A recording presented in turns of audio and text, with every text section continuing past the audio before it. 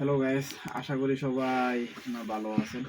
আবারও আপনাদের মাঝে একটি লাভ স্টোরি নিয়ে আসলাম।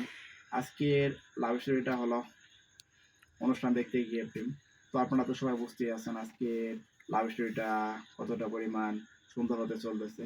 তো আমি ঘুমাইতেছিলাম, তো সেই সময় হঠাৎ করে আমার ফোনে একটি ফোন আসে। তো ফোনটা আর কেউ দেয় নাই, ফোনটা দিয়েছে আমার বেস্ট ফ্রেন্ড রাসেল। তো সে আমাকে ফোন দিয়ে বলতেছে তাড়াতাড়ি যেন আমি ঘুম থেকে উঠে বের হই, কারণ তাদের এলাকাতে নাকি একটি অনুষ্ঠান হইতেছে। তো কি আর করা, বন্ধু যখন ফোন দিয়ে তো আর বলতেছে, তো তার জন্য ঘুম থেকে উঠে ফ্রেশ হয়ে বের হয়ে পড়লাম অনুষ্ঠান দেখতে যাওয়ার জন্য। তো আমরা অনুষ্ঠান দেখতে যাওয়ার জন্য বের হয়ে পড়ি সবাই মিলে একসাথে। তো আমরা অনেকক্ষণ যাওয়ার পর সেই স্কুল মাঠে আমরা চলে যাই, যে স্কুল মাঠে অনুষ্ঠান হইতেছিল। তো আমরা গিয়ে দেখি অনুষ্ঠান শুরু হয়ে গেছে, তারপরেও আমরা একটি সাইডে গিয়ে দাঁড়াই। তো অনেকক্ষণ দাঁড়িয়ে থেকে আমরা অনুষ্ঠান দেখতেছিলাম। তো সেই সময় খেয়াল করলাম যে একটি মেয়ে বেঞ্চে বসে আছে, সে অনেকক্ষণ যাবত একটু তাকায় আবার হাসে, একটু তাকায় আবার হাসে।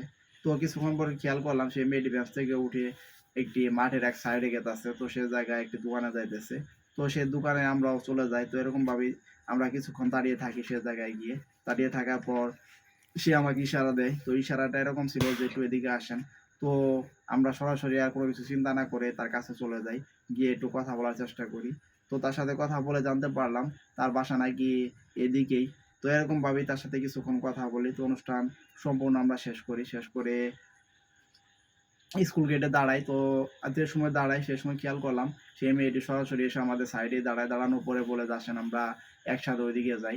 তো তার সাথে রাস্তা দিয়ে আসার সময় অনেকক্ষণ গল্প করি আমরা। তো আমাদের গল্পটা এরকম ছিল যে এর পরবর্তী সময় যদি আর কোনোদিন যদি দেখা না হয়, তাহলে কিভাবে কথা বলবো, কিভাবে তার সাথে যোগাযোগ করবো, এগুলো নিয়ে তার সাথে অনেকক্ষণ আমরা হাসাহাসি করি, কথা বলি।